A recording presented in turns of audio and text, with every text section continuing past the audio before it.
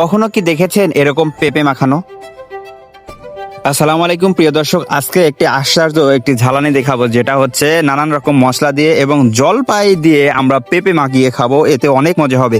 জলপাইগুলো সুন্দরভাবে বেটে নিচ্ছি এবং হচ্ছে দেখতে পাচ্ছেন ডাকর পাকা আধা পাকা পেঁপে, সেগুলো ছিলে আমরা তৈরি করছি।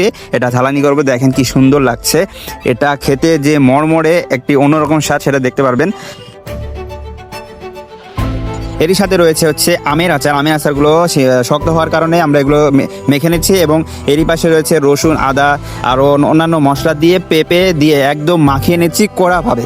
আর ঝালের গুঁড়া বেশি রয়েছে, শুকনা মরিচ রয়েছে এবং কাঁচা মরিচ বেটে দেওয়া হয়েছে। অনেক সুস্বাদু হবে এটি খেতে।